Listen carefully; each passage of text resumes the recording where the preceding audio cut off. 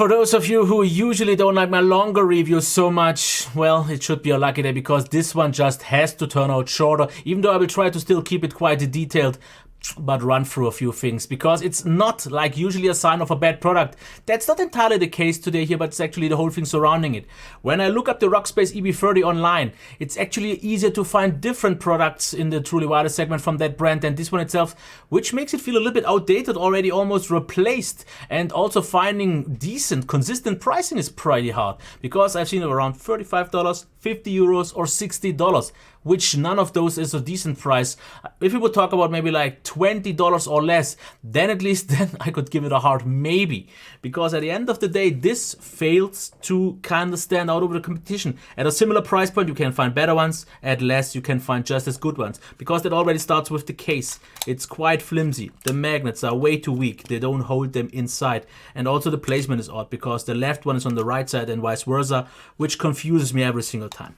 Then that's still more expectable here, micro USB and only one LED, so yeah, not a great case. The earphones themselves are actually quite good. We get the typical 3 sizes of tips, we get the USB cable, we get a little bit of a unique design, but that one I have to say works out good because the comfort is decent. Because once you put them in, the only thing that I've noticed that I don't like maybe so much is that one spot here it touches on my ear, but on the right side where I'm less sensitive, it's totally fine.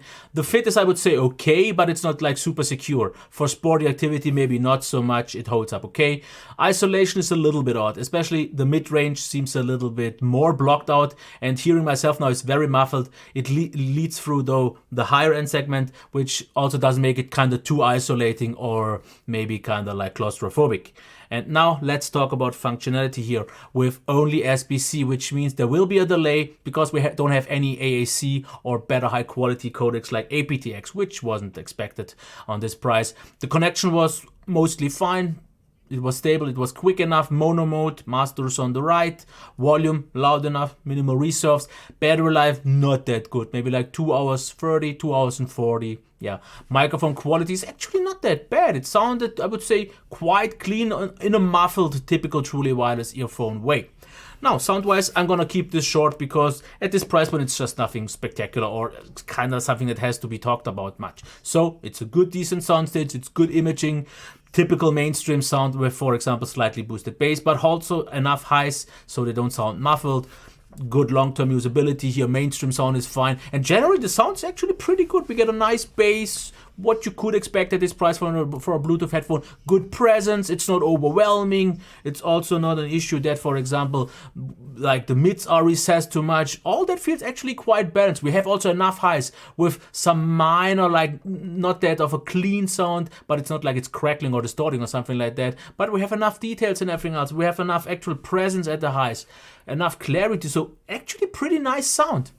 And that one works well as a good all-rounder, but then it's already the competition where it comes down to. You can find the FYE2 from Blitzwolf for about $25 maybe dollars or something like that, and that one is just a way better all-rounder. It has, after all, better controls, better sound after all, better battery life, and so on and so forth, and the better case generally. So pros, actually pretty good sound, good, decent fit and form factor and everything else. Controls on the downside, battery life on the downside, the case on the downside, availability maybe, pricing not that great. So for who is it?